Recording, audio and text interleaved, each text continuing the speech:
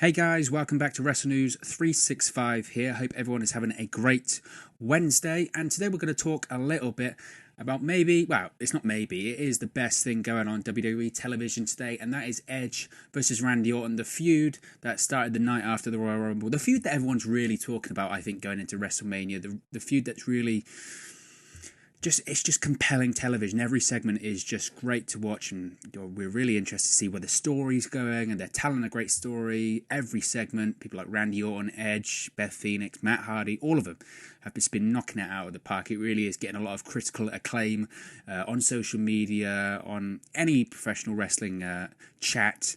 And like I said, for me, it's the best thing going on WWE television. It's the segment I look forward to every Monday night on Raw. The story has just been great. You know, when it kicked off with the return of Edge at the Royal Rumble, the unfathomable return that was Edge's return at the Royal Rumble, obviously returning after 9 years after forced retirement due to injury, and then the return to Raw the following night, followed by the attack by Randy Orton. That segment was amazing. That was followed by the couple of segments with Matt Hardy and Randy Orton. That was phenomenal television to watch. And then, of course, that was followed by Randy Orton's attack on Beth Phoenix a couple of weeks ago on Raw. So just all of the segments, all of the television that's been produced around this story has been just phenomenal. It's been great, and like I said, I really do think it's the best thing going on WWE television today, and arguably some of the best stuff WWE's produced in the last 5 years. I really would say that. So they had the segment on Monday Night on Raw. They had Edge's return to Monday Night Raw 2 months after Randy Orton's vicious attack post-Royal Rumble. And I saw, this was quite interesting to me, I saw a little bit of criticism on social media saying that people thought it was a bit of a step down. They thought that it wasn't as good as the other segments that Edge and Randy Orton had, or the segments that Randy Orton had leading up to Edge's return. Personally, I don't put a lot of stock in that criticism. I thought it was great. I thought they did exactly what they needed to do. You can't blow it all on one segment. You know, they had a little bit of physicality, of course. You know, you had Edge hitting the RKO on Randy Orton. Went to hit him with the steel chair, but Randy Orton escaped. Edge took out his frustrations on MVP. MVP also got a spear. People were saying, well, what was the reason for MVP being there? The reason for MVP for being there was, of course, so Edge could take out his frustrations on on MVP and show that, you know, he's a wide-eyed madman, you know. I said on social media that whilst Randy Orton plays, you know, the psychopathic, villainous heel to perfection, the cold-blooded, you know, serpent viper that Randy Orton is, the wide-eyed Edge character is great. You look back on when he was feuding with The Undertaker and all of that stuff. When Edge gets quite psychotic and, like I said, gets that wide-eyed look in his eye, there's not a lot of better characters out there. And the segment was all about conveying that Edge is desperate to get his hands on Randy Orton, okay? Literally, he physically chased him out of the arena. He chased Randy Orton out of the ring and then literally chased him to the back, and then Edge gets to the back. Charlie Caruso's there. She says, Edge, can I get your reaction? He says, where's Randy? She's like, well, Randy Orton's left the arena. He's gone. So he quite physically chased him out of the arena. It's personal. It's a personal issue, which always is great in professional wrestling. Personal issues are the most compelling televisions. You know, whilst it is nice to see two guys feuding over a championship or two guys feuding about having great matches, that's great. But when there's a personal issue, you can really get invested as a viewer, as an audience member in the story that they're trying to tell. You know, like I said, it's personal because, I mean, let's face it, Randy Orton in this story tried to end his career just after he returned in an improbable way that people didn't think was possible. He tried to end his career.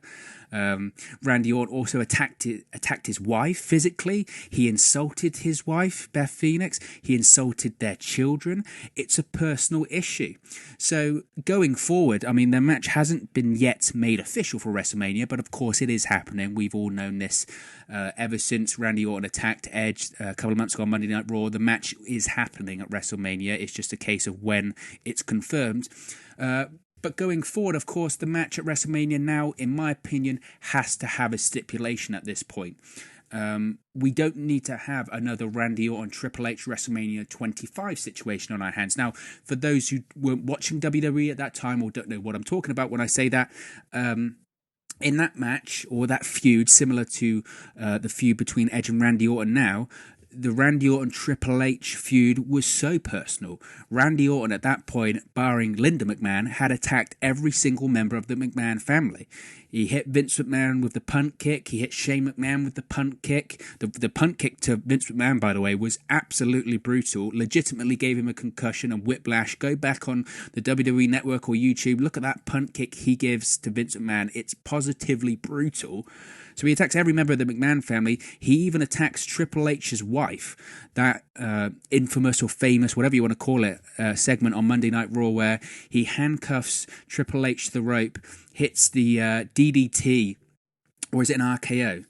Either or. He hits, anyway, RKO or DDT, Stephanie McMahon, and then whilst Triple H is handcuffed to the rope, he actually kisses an unconscious Stephanie McMahon whilst Triple H has to watch, and then he hits Triple H with a sledgehammer afterwards. I mean, just... does it get more personal than that? Does it really get more personal than that? Well, that was followed up by Triple H showing up at Randy Orton's house whilst he was talking to the commentary team via satellite. That great segment where he attacks Randy Orton in his own home, throws Randy Orton out of his glass window into his yard. It was just, I mean, that television was phenomenal television. I remember people going into that WrestleMania were going, Randy Orton versus Triple H. I mean, we've seen it quite a lot. We've seen it about 1 million times, but the story there was so great because it was so personal, and he attacked the McMahon family that they hadn't done in a long time. And like I said, it was personal, and when it's a personal issue, as a audience member, as a viewer, you're invested because you can relate to it. And in that story, you could relate to Triple H's anger. You wanted him to get revenge on the guy that had wronged his family by attacking every single one. He had attacked the mother of his children, his wife. It was great. But then they ruined it because the main event of WrestleMania was Randy Orton vs Triple H for the WWE Championship, but it was just a singles match. They even put the stipulation on it that if Triple H got disqualified, then Orton would win the WWE Championship. Well, needless to say, it fell completely flat because they built up this personal issue week after week after week after week leading up to WrestleMania, but they couldn't use it at WrestleMania. You know, it should have had a stipulation. Triple H was so desperate to get his hands on Randy Orton that he showed up to his house with a sledgehammer and threw him through a window, but he couldn't get disqualified at WrestleMania. It turned into a normal wrestling match. If someone you hated that much, someone had attacked the mother of your children, are you really going to lock up with them? Are you really going to be doing arm drags, drop downs, suplexes? No, it doesn't make any sense. It's not logical, and it doesn't tell the story that you want to see, and they needed to tell. The fans were desperate to see Triple H get his hands on Randy Orton, but beat him to a pulp. And because of the stipulation that they put on that match and just making it a normal singles match, and if Triple H got disqualified, it fell flat. It fell completely flat. And you go back and watch that match, the crowd is completely dead. Now people are going to argue that's because they had to follow Shawn Michaels and The Undertaker, which is true. That does factor in. But if it were, I don't know, a Hell in a Cell match or whatever, it'd have been completely different. It'd have been brutal, and they would have told the story that as a fan you wanted to see. So the match should have had a stipulation. So you would like to think, it's not necessarily the case, but you'd like to think that WWE would learn from that situation, that the Randy Orton versus Edge match at this year's WrestleMania absolutely needs a stipulation for that match. It can't just be a singles match that you could get disqualified or whatever. It can't be that. It just can't, because that's not the story that they're telling at the moment. It really isn't. Like I said before, why on earth would you agree to have a singles match whereby, if you kick this guy in the balls, you can get disqualified and the match is over? This guy's attacked the mother of your children, insulted your family, tried to end your career just after it got started again. So it needs a stipulation. So if they do decide to add a stipulation onto this match, which I think they will at this point, what stipulation will the match be? Now, I've seen quite a lot of speculation when I've thrown this out on social media. I've thrown it out a couple of times just to see what you, the audience, and the WWE fans and professional wrestling fans in general think that the stipulation could be. And I've seen quite a few responses that are quite interesting. Now, I've seen some people say it should be a TLC match. And for me, that is just a big no-no. It can't be a TLC match between Randy Orton and Edge at WrestleMania. It can't. Edge should be nowhere near that kind of match ever again. The reason his neck is the way it is, the reason he had to retire so early from injuries to his neck is because of matches like that. Now, I know people are going to say, well, Edge, he pioneered the ladder match. Yeah, he did, but he paid the price for it. He had to retire early in his late 30s.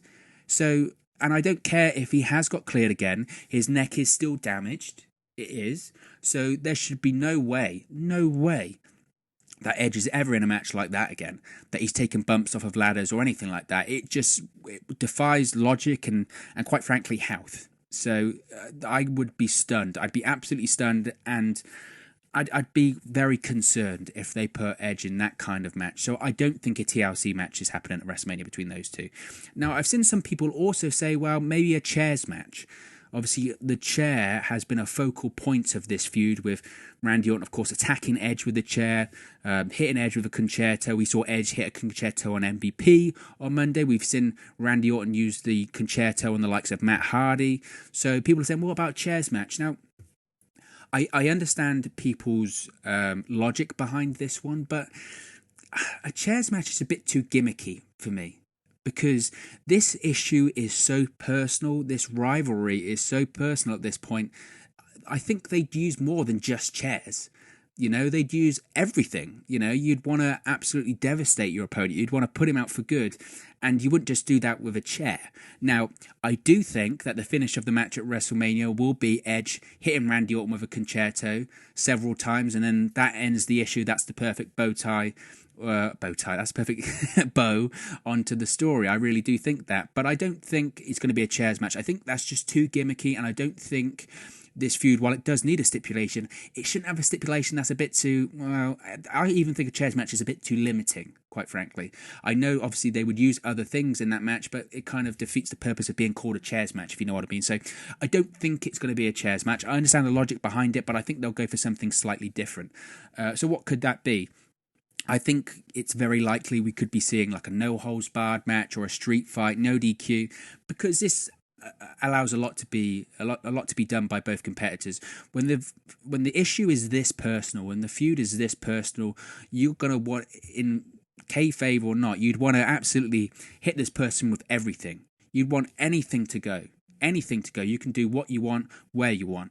You can use whatever you want to injure your opponent to the best of your ability. Randy Orton tried to retire Edge. Edge would want to do that back and then some more for all the damage that Randy Orton has done to his family. So I think a match like a no-holds-barred match or a street fight or a no disqualification just opens up everything quite nicely. So I think it's quite likely we could see that. But, there still are other avenues you can go down here. I think it could be possible that we see some form of unsanctioned match. They could definitely tell the story of, look, Edge, we did clear you to compete at the Royal Rumble, but with how personal this has become, and because of Randy Orton's attack on you, look, Edge, we can't clear you. We just can't. We can't, as a publicly traded company, the WWE can't be liable for not only what you do to each other, but we can't be liable for the injuries that you, Edge, could receive, or the injury that you could do to Randy Orton, because you should end up in jail with what you want to do to Randy Orton. So WWE can't sanction this match, but the match could happen. So I think there's definitely a potential we could have an unsanctioned match at WrestleMania, and that would certainly be an interesting story to tell. The idea of, Edge, your injuries, we can't clear you, and we don't want to be liable for what you do to each other. I think that would make this personal issue a lot more grounded in reality. I think that's a real reality-based story to tell. And I think that's certainly something that I, as a fan, would be interested in seeing. But finally, Another match we could certainly see them compete in is a Hell in a Cell match. Now, we know WrestleMania is quite synonymous with a Hell in a Cell match in recent years. We've seen it between Triple H and The Undertaker. We've seen it with The Undertaker and Shane McMahon. We saw The Undertaker versus the Big Boss Man in a Hell in a Cell match at WrestleMania 15. So WrestleMania has had a few Hell in a Cell matches over the years. And this was the type of match that was perfect for the type of issue that this was before the Hell in a Cell format was ruined by the Hell in a Cell pay-per-view. You had the most personal and violent matches and feuds were settled inside Hell in a Cell. I think about Randy Orton versus The Undertaker at Armageddon. I think about the McMahons versus DX. Like I said, the Triple H versus The Undertaker match at WrestleMania. I think of the original Hell in a Cell match between Shawn Michaels and The Undertaker. These were personal issues and they needed to be settled. You had Randy Orton run away and actually run out of the arena and be chased out of the arena by Edge on Monday Night on Raw. Well, how about a match where they can do absolutely anything they want to each other, but Randy Orton can't run away?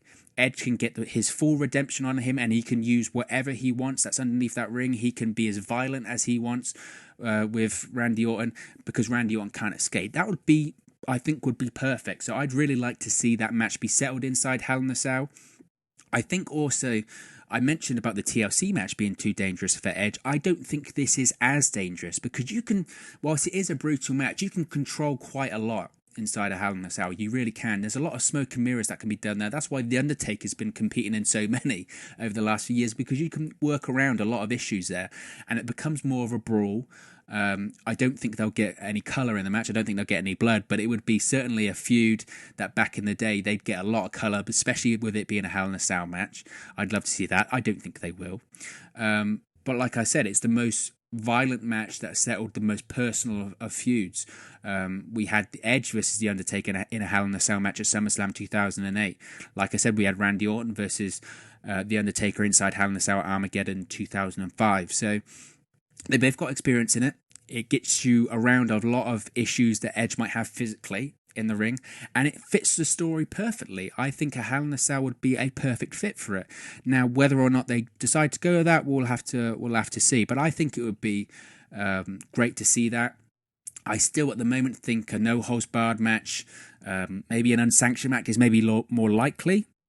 But as a fan, I'd really prefer to see a Hell in a Cell match. I think that match just fits the story perfectly. And like I said previously, it really is a case where this match needs a stipulation. If they decide to have a standard singles match, all that hard work they've done in creating this personal issue and the momentum that Edge has had since he's returned and the momentum that Randy Orton's had since he attacks Edge, he's so over. He's, I would say, arguably the best heel on the Raw roster right now. His segments every single week, he's just bang, bang, bang, knocking it out of the park. There really isn't anyone better at playing that psychotic, like I said, villainous heel that is just stalking his opponent and says so much without saying anything at all. I think Randy Orton's just been great with that. So I think the Hell in a Cell match would really suit that feud really well. But what do you think? What match stipulation do you think this match at WrestleMania should have? Will it have a match stipulation at all? What did you think of the segment on Monday Night on Raw? Let me know in the comments section below. Hey guys, thank you for watching, listening, streaming, or however you come across this video today. Be sure to click on the video on the right there to watch our next video, or click the bottom there to subscribe, or the bottom right hand corner. Thank you very much, and I'll speak to you again very soon.